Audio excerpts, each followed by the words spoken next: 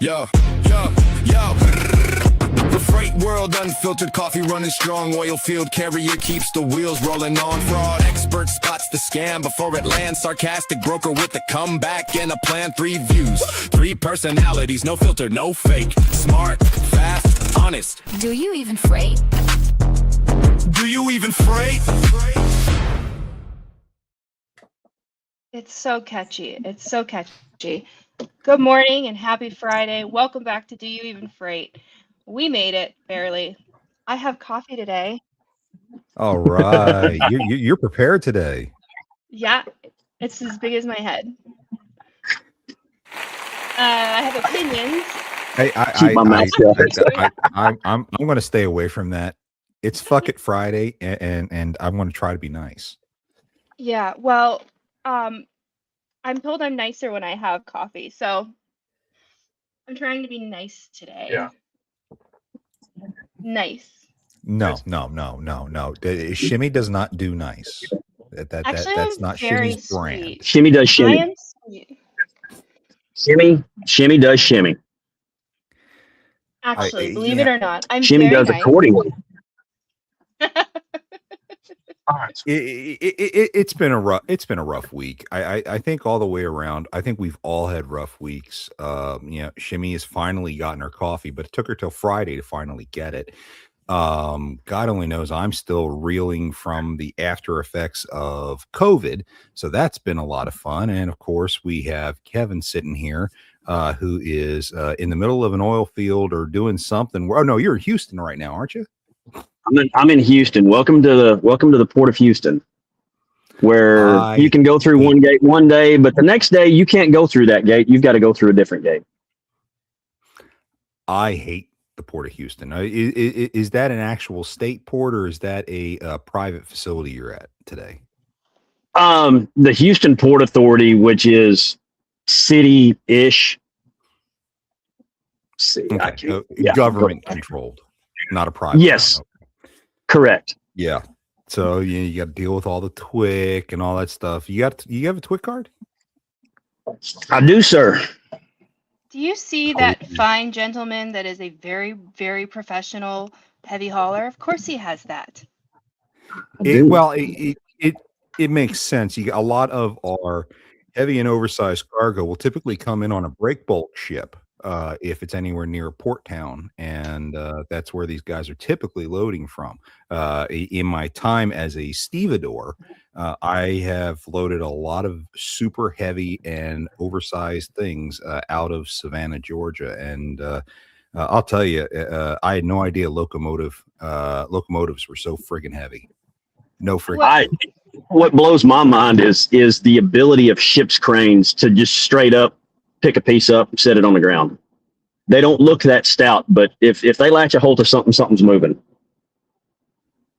Oh no! The biggest thing I've ever moved, you're going to love this.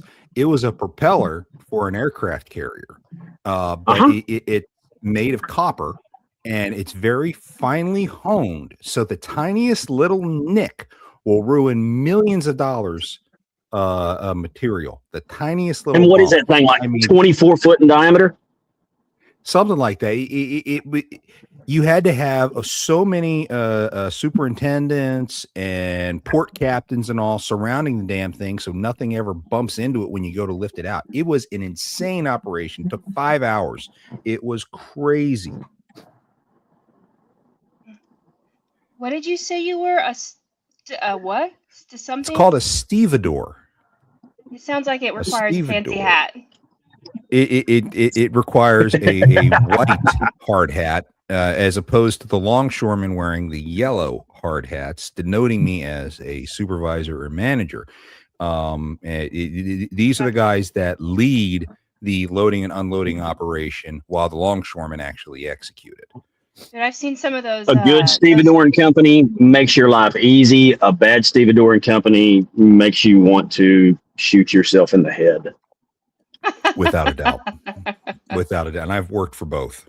Dude, I've seen some of those crane videos of people loading in the port on like TikTok and stuff. Those are insane. They're like they're beautiful. They can run those things like it's a ballet. Oh, absolutely, Any, absolutely. Well, enough port talk. Don't we have stuff we have to cover today, Shimmy? oh yeah, shush. Yes, we do. We have. Let's see. We've got John has a little FMCSA stuff for us. We are talking about why nobody in this industry trusts anybody anymore. And we are going to discuss. Let's see here. We are basically talking about math does not need to math. Taking a look back at the week, demand still isn't great, but rates are climbing anyway, and capacity keeps tightening. Bloomberg Intelligence also found that 44% of surveyed carriers couldn't operate for 30 days if invoice payments stopped, which is a pretty wild number when you consider how normal like 30, 45, 60-day payment terms are in the industry. Hell, I got people asking for like 120-day terms. It's wild. So that doesn't leave a whole lot of room for anything to go wrong. No, and credit in this industry. It's going to go right back to our main topic. Can you trust anybody these days? I mean, I think It looks questionable to me. Yeah. 30 But, days feels especially aggressive when fuel would like its money like approximately yesterday. Well, I'm looking here at our schedule here, and something tells me we're going to have a bunch of carriers laying out next week. I completely forgot about this tidbit. Yep. And so next week we've got CVSA's annual Brake Safety Week. It's starting Sunday. So they're putting extra focus this year on brakes, drums, and rotors. And after this week, like maybe check them twice. This Kiss This Media identified at least 32 U.S. roadway incidents involving semis or tractor trailers from Monday through Thursday. Get this. This is sad, but also insane. 14 people were killed. At least 27 were injured or hospitalized, and at least 3 incidents involved work zones or roadside response areas. That's brutal for a 4-day stretch. And we joke about blitzes and inspections all the time, but like numbers like that make the safety side This is why we pretty have hard them. to laugh. Yeah. It's why we have there are 3 main blitzes every summer, and this is the last of the batch. Now, thankfully, each state does their own additional blitzes throughout the year, and those come up from time to time. But I mean, I don't like how these things are announced. I mean, we've known about this for months. I hate that these are announced. If they were unannounced, Can you imagine how bad the ratings are going to be? I know. I wish they were not announced. I'm trying to remember what the last one was. I think the last big one was a 1 in 3 trucks were taken out of service, and that's among those that actually went on the road. I mean, how terrifying is that? 1 in 3 trucks you're driving alongside of is not fit to be on the road. Yeah, I've never liked driving next to a semi anyway. Thank you, Final Destination. But yeah, especially now working in the industry and knowing what I know. Hell no. Good morning, So ladies. I kind of feel like we need to define terms, and this is where I kind of differ from some folks about what it means to get an out of service violation and what it means to have a violation found or something like that. And I say that to say, I've been, 17 wide, 18 tall, 135 foot long, and there's not a scale you can get on to check it. And we got pulled over in Oklahoma, and I'm good on my steers. I'm good on my drives. I'm good on my trailer. I'm good on my booster. All my inner and outer bridges are good, but I'm allowed 40,000 on my tandems on my Jeep. And I was at 40,300. Well, that's should be within, tolerance, but no, he's getting ready to write a ticket. And I'm like, can I fix it? He goes, I don't know. Can you? I said, well, I can if you'll let me. Are you okay with me fixing it? He said, I'd appreciate it if you did. And it took me 5 minutes to move my fifth wheel forward about 2 notches, and we're golden. And he still wrote me a $3,500 ticket. So there comes a point where, is it about safety or is it about statistics and revenue? And if it's about safety, then the motor carriers, the drivers, the brokers, and DOT should be working together to say, hey, we noticed this and this. Oh man, thank you. I missed that.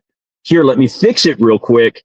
And now you've got good carriers actually trying to keep up with their stuff, because let's face it, things do happen on the road.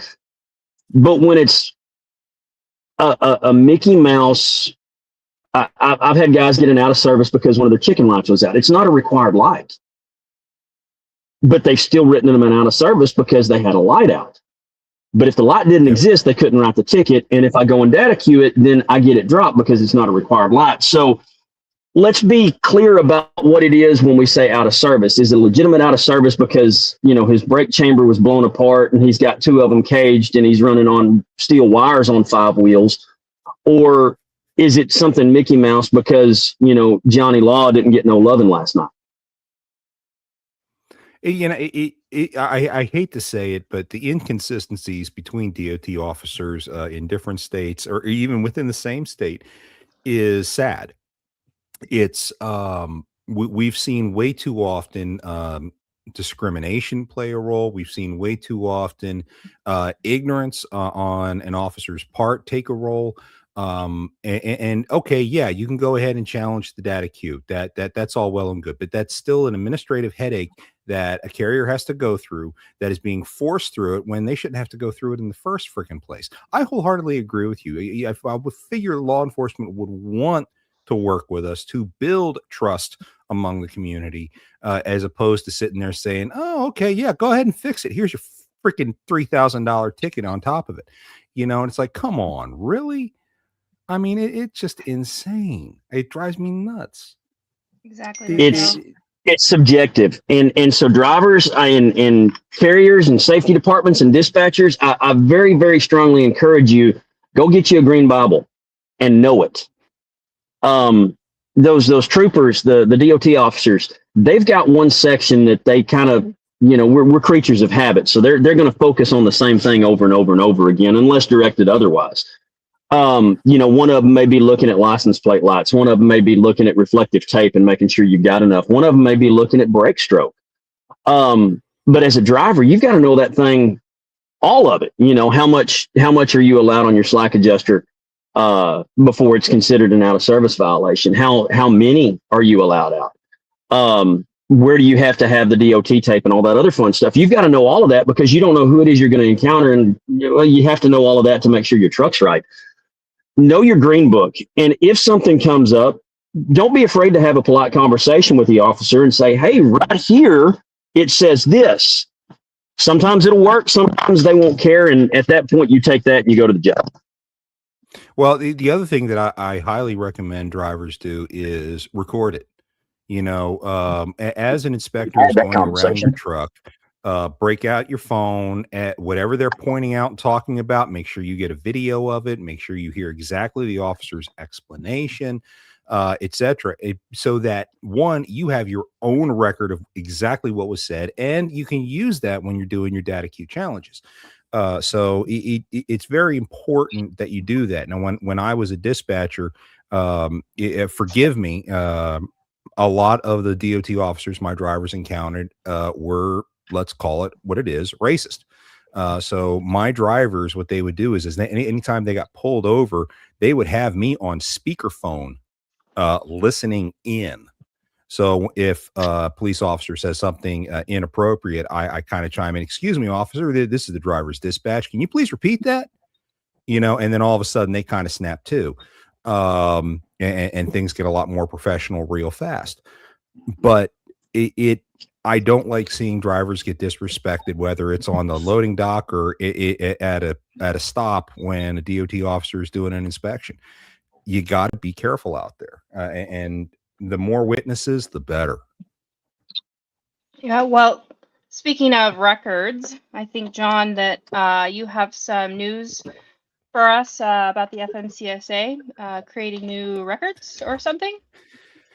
Well, the FMCSA has created a system of records. This was announced last week, and it went across very silently. So it's kind of interesting. So apparently what has been happening is you get a lot of people calling FMCSA about whatever issues they may have, looking for an answer on something. And if they don't like the answer, they call back and rephrase the question to a different specialist that answers the phone and trying to get a different answer and then use that answer to justify whatever it is that they're doing. So apparently this happens so much that FMCSA has created a new system of records, which is now accounting for every single phone call that goes into the FMCSA. So basically what they're doing is they are now documenting name, DOT number that you're referencing, phone numbers, IP addresses, the whole kit and caboodle. Everything that they can possibly garner from the conversation is being collected into a database to look for repeat callers trying to sort through and fish for new answers on different situations. These records are also going to be made available to federal and state law enforcement and other agencies for other investigations along the way. So there is a lot going on here for a lot of the carriers out there who are very concerned about privacy. This could be a huge concern. If you go to the Federal Register website, that's federalregister.gov. There is a notice out there about this. It was issued by the Department of Transportation on the 11th of this month, and there is a link on that page where you can submit a public comment about this new system. That comment period is open for another 20 days until September 10th. So if you are one of those people who have issues regarding privacy, make sure you go ahead, look into this this notice and submit a public comment and make your voices heard. It's interesting that they are asking for public comments and then they release it, what, 2 weeks ago, and we're just now hearing about it this week. Well, yeah, you're right. We want to hear your comments, but we don't want to hear your comments. The law requires them to push it out for comment, but because this came out so low key and it only came out in the Federal Register, it went under the radar for a lot of people. But it is now out there. We're trying to go ahead and get the information out. Please make sure you do that. This is the Department of Transportation, Federal Motor Carrier Safety Administration 016 Customer Relationship Records. That is what you need to search when you're in the Federal Register. Again, that is the FMCSA 016. That will get you to where you need to be so that you can review exactly what they're doing to us and comment about it. Okay, that's enough FMCSA for Friday morning. But speaking of receipts, FMCSA Friday. Yeah, no, thank you. But speaking of receipts, apparently Freight has trust issues. Let's talk about it. No, you don't say. Yeah, seriously, what? I know, right? Well, what we're going to talk about is, has distrust become Freight's new business model? Right? Freight loves to call itself a relationship business. I think it still is. I'm very relational, but it's kind of funny that we now start most of those relationships by assuming the other person might be full of shit. So, I mean, fraud obviously gave us a reason to be here, but I don't want to do another here's how to vet your carrier conversation either, because everyone's doing that right now. I'm interested in what happens when distrust becomes normal operating procedure. I'll get your opinions ready. That's right. Fraud itself, you're right. Fraud brought us to this place. And unfortunately, for at least the next 5 years, we are here, whether we like it or not. And it is driving me insane that we have to play this game the way that we do. Put that back up, please.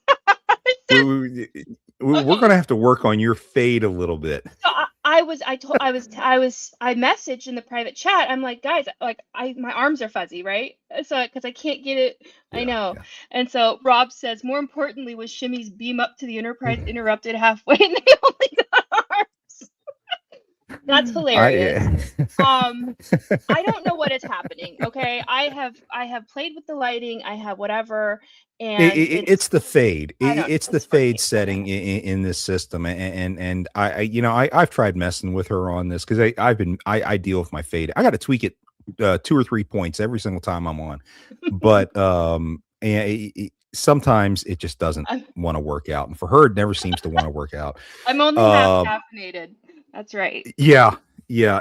The rest of you will materialize when you have more caffeine in you. Right. The but seriously though, the distrust it moves among so many different levels. It's not just between broker and carrier.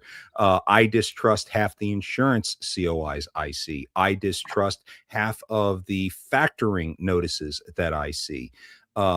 Perhaps I've just become some old cynical bastard, but the whole industry seems to be Yeah. getting old and cynical with me, and I'm not going to say that that's a bad thing, but of course I'm in the fraud business. I always suspect everybody of doing something stupid. Was it Eisenhower said, "Walk softly but carry a big stick"? No, that was Teddy Roosevelt. Roosevelt, that's right. You've almost got to be that way in freight, though. It's you try and treat people respectfully, but you've also have to got to treat them. Yeah, watch Wow, your there's fucking that. mouth. But you've got to treat them accordingly. I'm going to accord every shipper I come in contact with, every broker, every customer. I'll treat them respectfully. Yes, sir. No, sir. Thank you, sir. 3 bags full, sir. Until I'm given reason not to. That doesn't mean I'm going to give you access to my wallet. There's got to be a level of trust built. So there's so many folks, and I've heard it before. I've actually had brokers say, "Well, don't you trust me?" If you say that, no, I don't. Automatically, I don't. And I've got several brokers that I trust very, very much. Some of them even at the big 3 letters, But that trust has been built. It's been earned. Trust has to be earned. To be. It absolutely has to be, and that trust comes through vetting and verification, and again, not just between carriers and brokers. Brokers need to be trusting their shippers. I have seen more reasons than not that brokers should not trust the calls coming in saying, "Hey, I'm a shipper and I'd like to work with you." 99% of the time, that is just a freaking scam, and it's crazy. I mean, I work at an automotive brokerage, and I've actually come across bad guys who try to register as shippers for us to move stolen vehicles. And I'm just like, are you stupid? I can find you. I detect you. You're not getting past me, guys. But I mean, it's some of the stupidest crap that I've seen. I don't trust Dumb question there, John. Would it be beneficial for us to, like, I don't know, actually set them up and then get with law enforcement and do a sting? Ooh. Hey, count me in. You know what? I've played that game. I have tried to play that game, not just within the brokerage I work for, but at multiple sites. And the cargo owners usually do not want to be involved in that. Now, I'll explain why. They don't want their cargo being seized as evidence in a case for 3 to 6 months. They want their cargo. So they would just rather have the cargo recovered and go. I mean, I see this all the time, and it drives me insane. How do you recover the cargo without law enforcement? Oh, I've got my ways. All right, Guido. He's got friends in high ammo places, Kev. Jeez. All right, Guido. I've actually come across a stolen car once, and a friend of mine who's a law enforcement officer went out and verified the vehicle, but the vehicle wasn't reported as stolen, so they couldn't seize it. So I hired a tow truck, and I just had them steal it back. Which is legal, right? Which is legal, Well, right? to some level, I mean, I blame it kept on it the in fucking the ants, owner's dude. possession. I kept it in the owner's possession the entire time. It The got guy that delivered. stole it is not and going to call the everything's cops and good. say, "Hey, somebody stole my stolen car." No. No, they're not. But getting back to the level of distrust that people have with one another, you hear stories like this. I mean, you see it on Facebook, you see it on Instagram. There's whole subreddits about this brokerage sucks and these carriers Yep. suck, and it's you're involved in this echo chamber of conflicting thoughts about who sucks and why, and that's all we hear. And so you're automatically going into it with the mentality of these folks are fixing to try and rob me. I need to make sure that I get over on them before they get over on me. It's a bastardization of the golden rule: do unto others before they do unto you. Yeah. Well, and everybody, like even legitimate companies, walk into every transaction expecting somebody's, whether they're questioning whether they're real or whatever, and so everybody's on edge. That's a completely different environment than what we had just a few years ago. Mm-hmm. What I remember from even as little as 10 years ago, there were parts of this industry where you can go in and do business with a handshake, and you could trust that handshake. I tell owner operators now, I don't care if you're an owner operator working for your brother. Okay, I mean, you're talking your biological brother and you're inseparable, you're twins and whatnot. I don't give a damn. If you're not their direct employee, a W-2 employee, you better have a mother freaking contract. You better freaking have it. I mean, not only does the law require it, forget about the law for a second. Okay. You need a freaking contract just to protect yourself when you do anything. I don't care if you're a dispatcher service or you're a carrier or a broker. If you're not using contracts every which way around, you are opening yourself up to being screwed over by somebody else. You have to do that. Oh, and by the way, if you are getting a contract done, use an attorney to review it. You need to make sure that your contract will hold up in a court of law. So hire an attorney, have them review the contract. It's not that expensive. Now, if you're going to have them write the contract for you, that's going to be another ballgame. But we'll cross that bridge as it comes. AI is so good these days; it'll help you write those contracts. But again, give it to a lawyer to have them polish it. Yeah. Yes. Speaking of the technology side, though, do you think that we're making freight harder to defraud with all of the technology that we have, or No. are we just teaching fraudsters how to pass a test? Like, because just because you're verified doesn't mean that you're trustworthy, Well, I mean, a system can tell me that the information matches, but it doesn't mean that you know what you're dealing with. I mean, Danielle was talking yesterday with you and Pedro, and she was talking about her check system, or I don't remember what she called it, but I think that was a great idea. And I have to it go back sounds like and I got to look at that short because I don't remember exactly what she had said in there. But I can tell you that the lack of trust is necessary. I can tell you that folks like Danielle, aka the Fraud Girl, they are exceptionally brilliant when it comes to some of the things that are done here, because we've at least boxed the strategic theft type situations into an impersonation game. We're at the point now they can't have their own broker authorities. They'll get discovered. They can't have their own carrier authorities. They'll get discovered. So they are now using impersonation to be able to pull that off.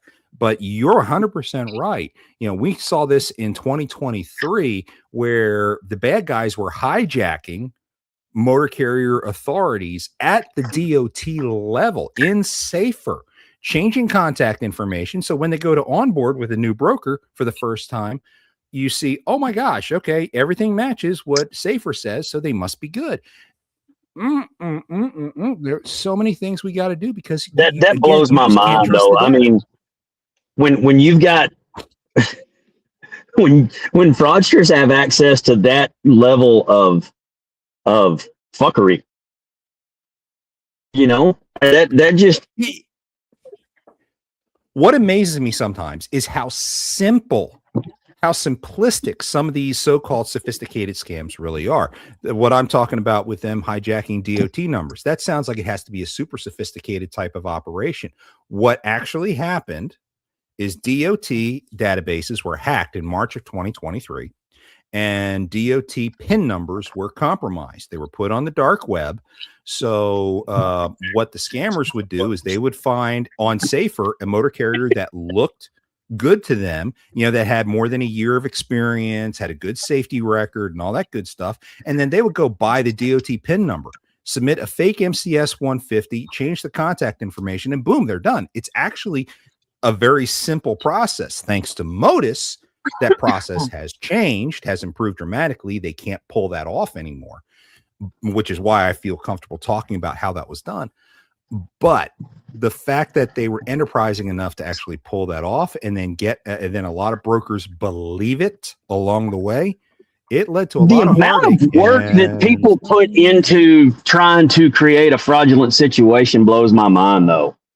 Like the level of detail that some of these folks go into, this stuff never would have occurred to me. No, because you're not a criminal until you started talking about some of it, John. And yeah, I guess. Well, I mean, how many times have you heard that if you put that much energy and creativity into an enterprise like that, imagine how wildly successful you would be doing it for doing it the honest way. But the answer to that, the answer to that is you won't make any money that way. You make a hell of a lot more money scamming and scheming. It's the risk versus reward mentality. So you get caught.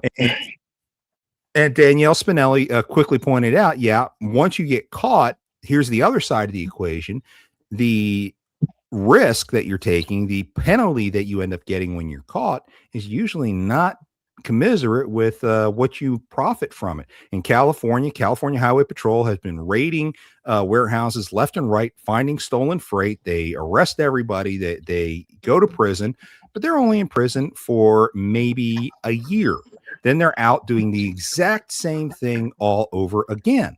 So, I mean, it's almost a no-win situation until the justice setup corrects itself to put real teeth and real punishment behind these bad actors. We're kind of stuck with this, and we're seeing folks like Arizona try to implement mandatory sentences of 20, 30 years when it comes to sophisticated cargo theft. I'd love to see the rest of the country follow suit. I don't know where Shimmi just disappeared off to. Yeah, Mother's doing something. I mean, if it doesn't have teeth, then it's not a deterrent. Oh, absolutely. But everything goes back to it was all created. The infrastructure was all built up in the 80s and 90s. And you have arms now. Okay. So Scotty has finally fixed the transporter and made sure you were fully materialized. That's a great thing. I love it. Thank you, Scotty. But as system is, we now have a problem where we're using old technology and the bad guys are using new, and they're using it very well, but they are still getting caught overseas. You look at the folks in Armenia and some of these Eastern European countries, they're non-extradition treaty countries, which is why the FBI can't go after them without declaring war or something stupid like that. But we're finding a way to catch them. We'll talk about that in my red flag later. What was it? Nano. What was that show? What was Mork and Mindy? Mork and Mindy. I cannot believe you just referenced Mork and Mindy. You are far too young to know of Mork and Mindy. I am far too young. You are correct, sir. Kevin, I have questions for you. Go for it. Okay. Do you think that all of the vetting that we're doing, all of the due diligence, do you think that there's a point when, we're trying to protect the transaction? Do you think there's a point when it's actually interfering with the transaction? For example, you're checking on a carrier, or you're checking on whoever within the transaction. A phone number is changed. All of us now immediately go, you know, something Double, I mean, small could change. I don't think there's an issue with double checking or verification on that. You know, if a phone number changes, if an address changes, if an email changes, sometimes there's a legitimate reason for that. You know, I just moved my yard, my address changed. Mhm. So sometimes, yeah, it's legit. Sometimes it's not. And I think that from a brokerage standpoint, a shipper standpoint, you have to cover yourself. You have to make sure that, you know, you're not fixing to get taken advantage of. So yeah, by all means, do the check, have a phone call, you know, and make sure. But, you know, when the guys are like, okay, I need a picture of your driver's license with him holding his driver's license in front of the door of the truck with the truck number, with the MC number, geotagged, Holding up today's paper. you know, with a copy of his birth certificate. Yeah, it's at some point there's got to be a level of trust.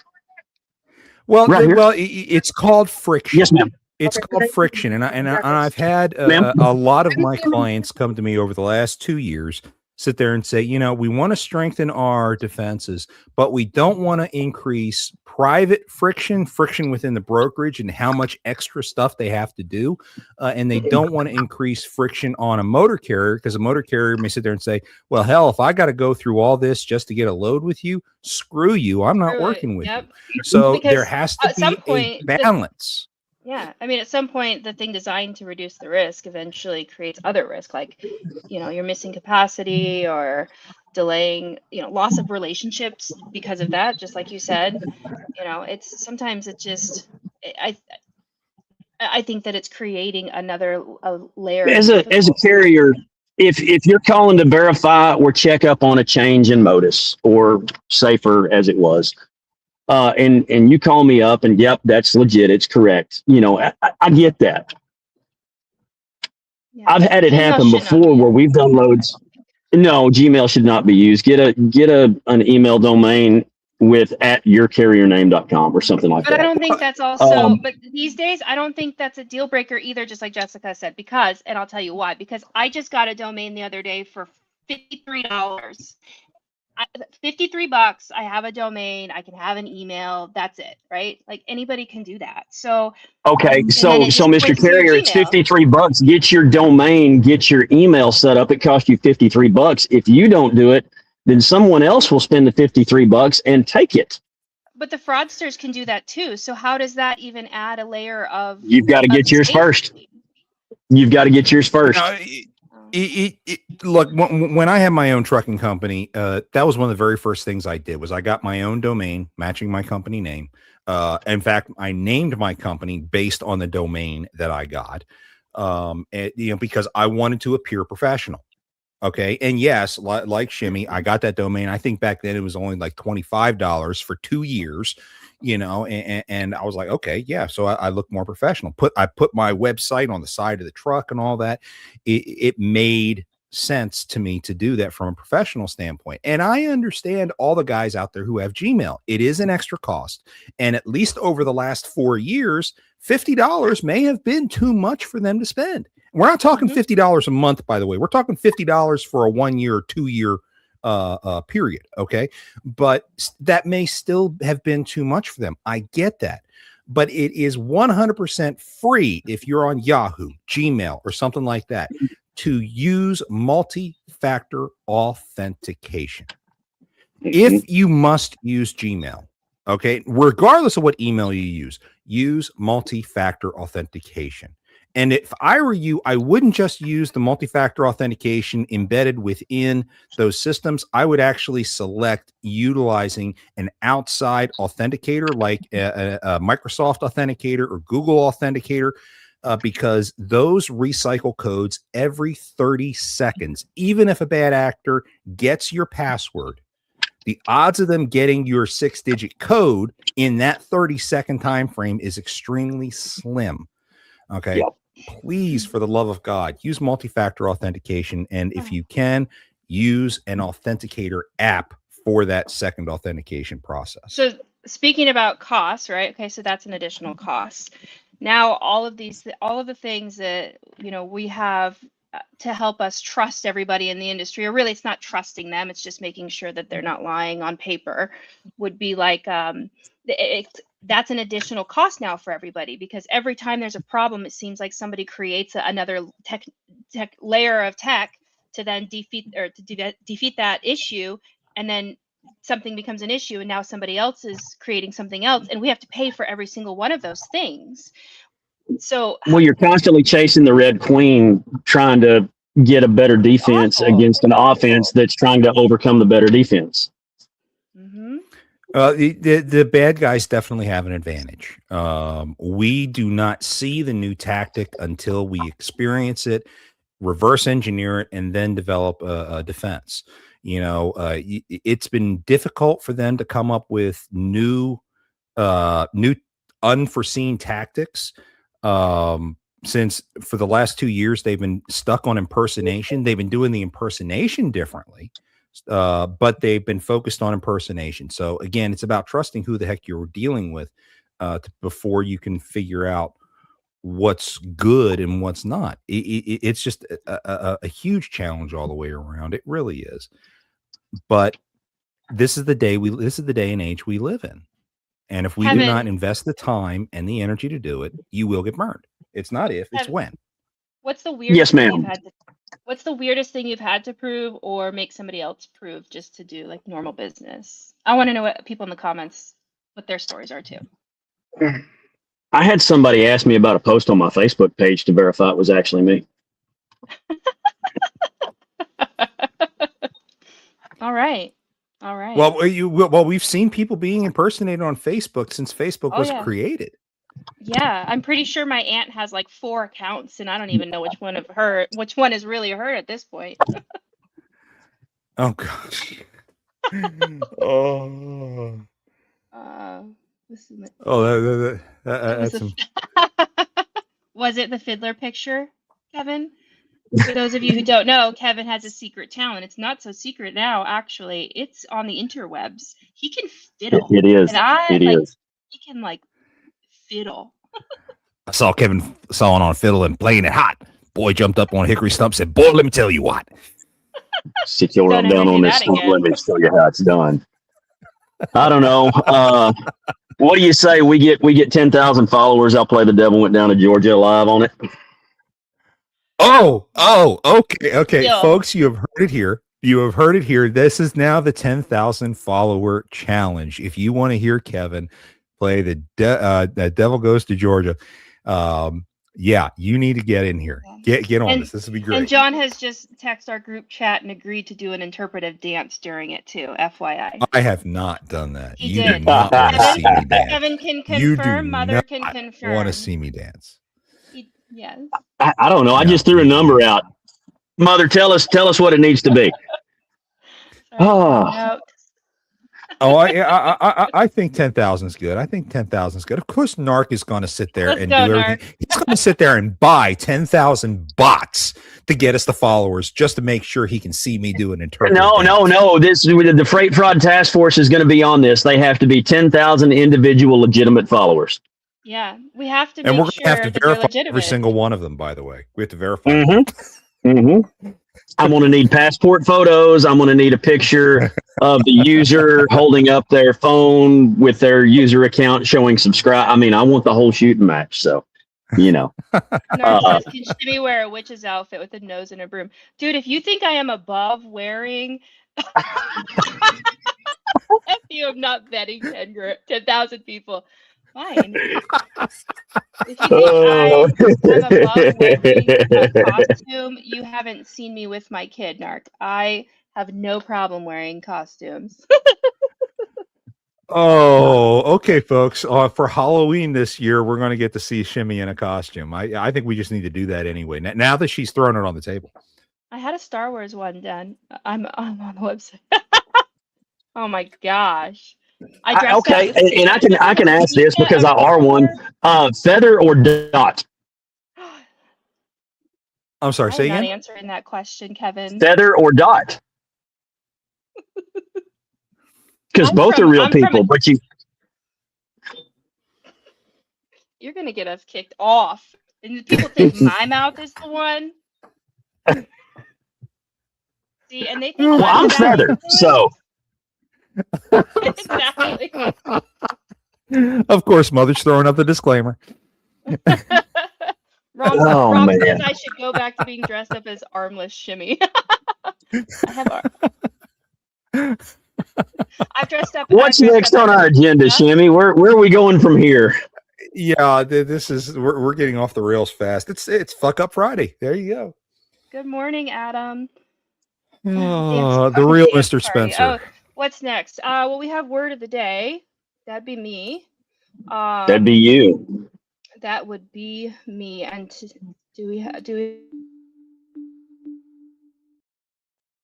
Yeah. So the word of the day, I think, is kind of fitting. It sounds either like a trucking term or a really shitty superhero. Chameleon carrier. Right now, that's a hot one. So, no, Kevin, it's not a truck that changes colors when it gets scared.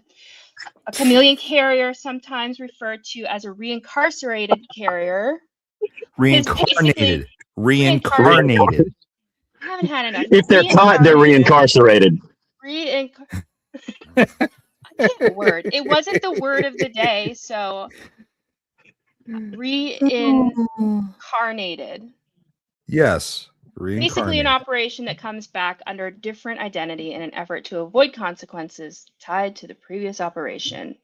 So that includes like enforcement actions, out of service orders, or negative compliance history.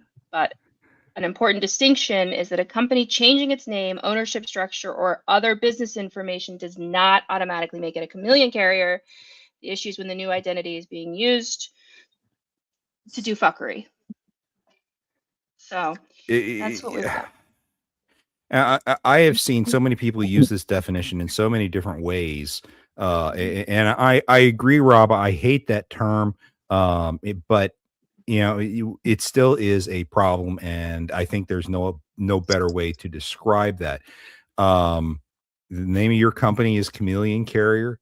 I mean, Rob, that's just bad marketing, buddy. Or is it reincarcerated? Reincarcerated truck. Narc says that the chat should choose the word of the day. Ugh. Oh, well, that'd be a challenge because then you wouldn't have the chance to research. Wow. Oh my God. I've seen so many different definitions of chameleon carrier. I think you just sit there and have to say bad actor because there are so many different ways that things happen. It's crazy. Like I can't stand right now the new rebranding that I'm seeing a lot of Eastern European companies doing. You get one guy who sits there and gets himself a new DOT number, makes about 1,000 signs for it, claims he's one truck, and then he hands it out to all of his buddies. Then before long, the DOT has got 1,000 inspections in 2 months. For one truck. Yeah, I mean, that kind of fuckery drives me nuts too. Well, Kevin, what kind of fuckery do you got? And let me guess, is it another Texas one? It actually is. And this one happened yesterday. Fucking off. This one was fun when our hot load of the day here happened on Interstate 20 yesterday. I don't know if it was mechanical failure or if it was wind. But if it was wind, I guess the blade did its job and got caught by the wind. Holy shit. Yeah. Interesting fact about blades for wind turbines. That carrier didn't just buy one blade. They just bought 3. Yeah. Turbine blades are a matched set. So if you crater 1, you crater 3. The other 2 are perfectly fine, but they're not any good anymore because the one that was matched to them is now no good. And guys, as a carrier, as a specialized carrier, I don't ever want to see somebody have issues. I sincerely hope that this was a case of, he got caught in a crosswind, because where he's at right there, it gets pretty windy. He's right on, 20 miles away is one of the largest wind farms in the state. And there's one of the largest data centers in the state being built around the wind farm, which makes crane operations real fun. But well, when the wind blows, you can't use cranes. So, what you could do in a non-windy environment in a day takes you like 2 weeks to do out there. We don't ever want to see somebody stuck in a ditch. It makes me sick to see it. I hate it for the driver. I hate it for the carrier. I hate it for everybody involved on this because everybody's having a bad day on it. And like I said, I sincerely hope that it was wind. I don't know if it was that. I don't know if it was, a mechanical failure on the trailer that caused it to steer off or something like that. It does happen. I've seen it happen before. Luckily, I hadn't been involved in it. I'm getting ready to take some 109-foot long beams to North Dakota. So, knock on wood, we don't have mechanical failures and end up on the hot load of the day here ourselves. But it does go back to know your environment, know where you're going through, understand your equipment, make sure it's well maintained, and understand that sometimes it doesn't matter. As much as I hate to say that, there's sometimes things just happen. And that's why you have good insurance. So reach out to your insurance agent, make sure you're covered for what it is you're hauling. Make sure you're covered for your equipment, because it's not a question of if, especially when you're doing specialized stuff, it's a question of when something's going to go wrong. And then it's a question of how do you handle it when it does. And that goes back to building trust with your carriers. Yeah, whatever you do, hire a insurance agent who knows the industry, who knows exactly what you do and the types of cargo you haul, so that you don't wind up with an insurance policy that restricts all the cargo that you haul. If you use Geico or Progressive and you get your policy online without talking to an agent, you are one of the dumbest people out there. Forgive me for saying that, but you're one of the dumbest people out there, because half of the cargo you're pulling, you probably have a restriction against, and you will not get coverage for it. So please, for the love of God, have a expert insurance agent help work on your policy for you. Hell, we've got good ones in the chat. There are very good ones in the chat. That's one right there. Oh. The mirrored camera just fucks me up, man. I've been to those. You can change that setting. I know, but if I do, then my name is well. If she does, then her Shimmy Ships comes up reversed. Awkward. Point. So what you have to do is you have to go into your AI, have your AI switch the Shimmy Ships, and then make a mirror image of it, and then go ahead and flip your camera back around. Oh man, Kevin, I've been to some of those wind farms. We have them here, and you don't realize how massive those blades are until you're up close. I worked for an IT company, and they were one of our customers. It was a Siemens field, and those things are so. Could you imagine how many loads it takes to set up one windmill farm? That's a lot. You've got 3 blades. You've got at least 3 towers. You've got your nacelle, and then you've got your fasteners. So on a small one, you're at least 8 loads, plus all the ancillary pilot cars and everything else that goes with that. And then to move the cranes, because we'll do that too. We move the cranes. I don't move the wind turbine components themselves. There's not enough money in it anymore. The cranes are going to be 5 or 6 truckloads themselves too. Oh no, I'll send 10 trucks out, and it'll take us all day to move it 3 miles. It's just so impressive how big those things are. I mean, we'll be out there infield on dirt, and it's like put 120,000 pounds of counterweight on the trailer. We're going 3 miles.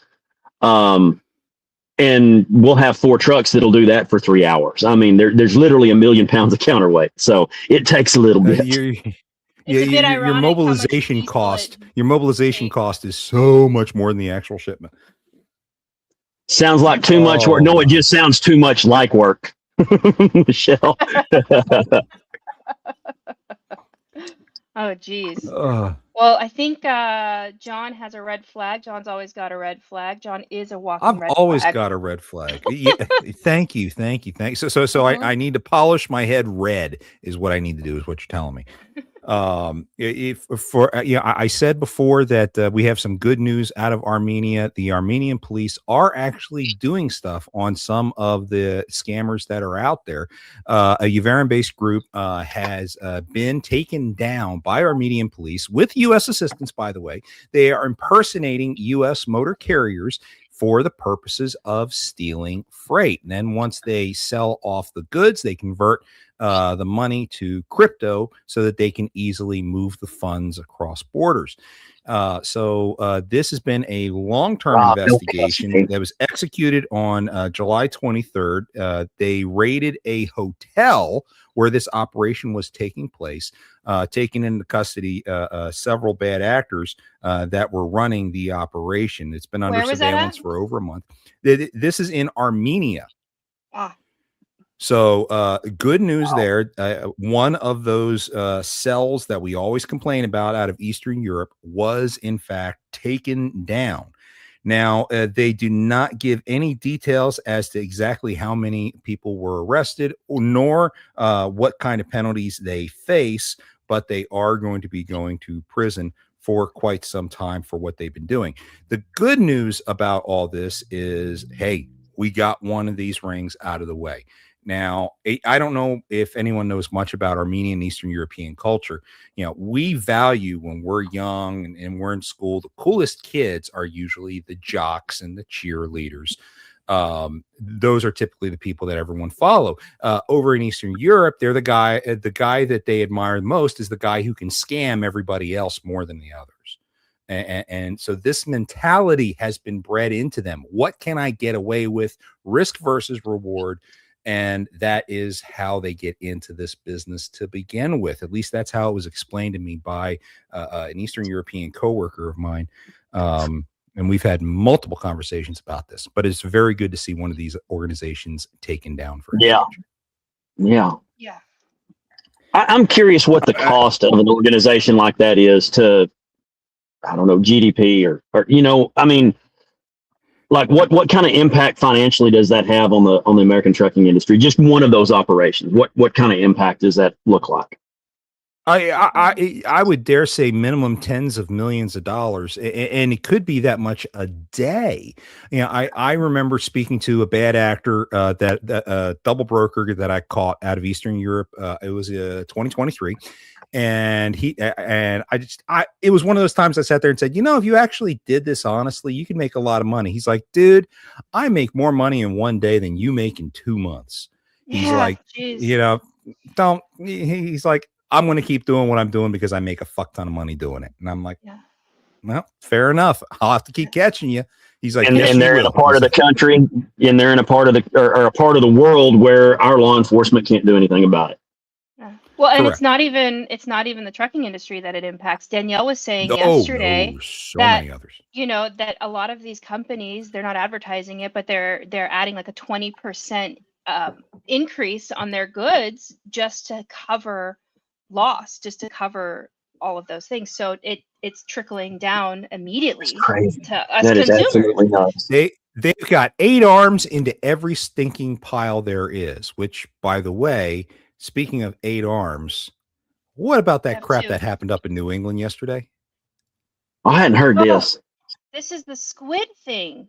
It's like squid apocalypse. Squidmageddon. Yeah, the truck like rolled over full of squid, and it was so hot that it was like frying on the sidewalkers or on the road or something like that. It was 20,000 tons or 20 tons of squid overturned truck up in New England, and they were cooking squid on the side of the road. It took 8 hours to clean up. Can you imagine what that must smell like? Can you imagine what that must still smell like right now? I'm not a big fan of squid. I never have liked it. I am not into calamari. My family hates that I'm not into it. But bad stuff. Bad stuff. Well, Yuck. on that note, it feels like a successful Friday so far. For the latest transportation news, features, stories, and all of our shows, head over to kissthismedia.com. Got to get that out there. Oh yeah, Yes. you can't Check miss your the damn plug. brains. Yeah.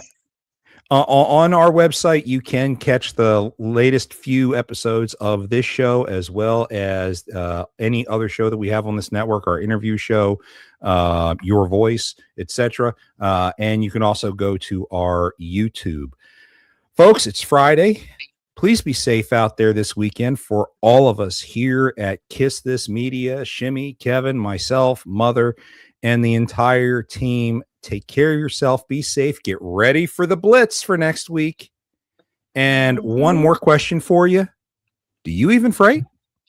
We'll see you guys on Monday. Stickers.